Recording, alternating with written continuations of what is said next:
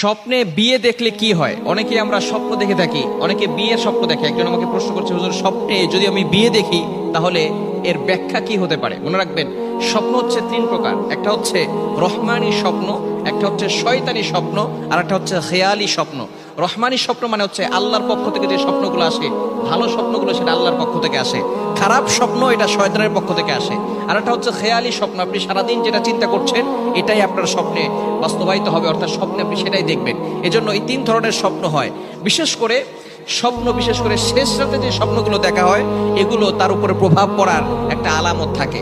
আমরা দিনের বেলা যে স্বপ্ন দেখি তার প্রভাব কিন্তু মানুষের উপরে সাধারণত পড়ে না। যদি কোনো ব্যক্তি নিজের বিয়ের স্বপ্ন দেখে যে সে নিজে বিয়ে করতেছে, তাহলে এর দ্বারা ভয় পাওয়ার কোনো কারণ নাই।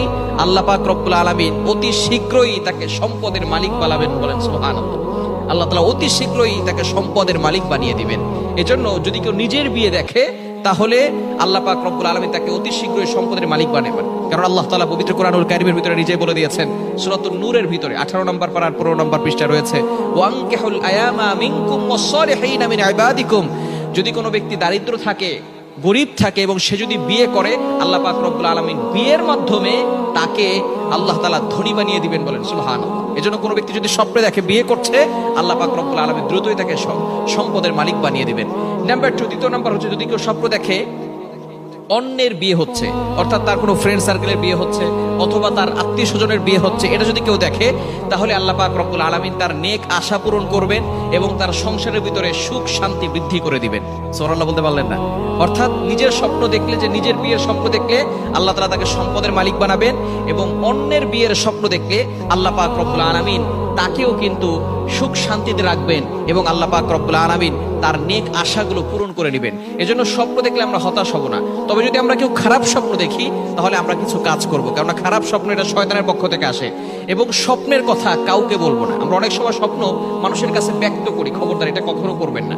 আপনি যদি খারাপ স্বপ্ন দেখেন, ঘুম ভেঙে যায়, রাতের বেলা উঠে আর সাথে সাথে আপনি বাম দিকে 3 বার থুতু নিক্ষেপ করবেন। বাম দিকে ফু দিবেন না, 3 বার থুতু নিক্ষেপ করবেন। এবং দ্বিতীয় নাম্বার হচ্ছে আউযু বিল্লাহি মিনাশ শাইতানির রাজিম পড়বেন। তৃতীয় নাম্বার, যেদিকে কাত হয়ে আপনি স্বপ্ন দেখেছেন তার বিপরীত দিক হয়ে ঘুমিয়ে যাবেন। ফর এক্সাম্পল, আপনি ডান দিকে কাত হয়ে স্বপ্ন দেখেছেন, তাহলে আপনি বাম দিকে ফিরে ঘুমিয়ে যাবেন। যদি বাম দিকে স্বপ্ন দেখেন তাহলে আপনি ডান দিক হয়ে ঘুমিয়ে যাবেন।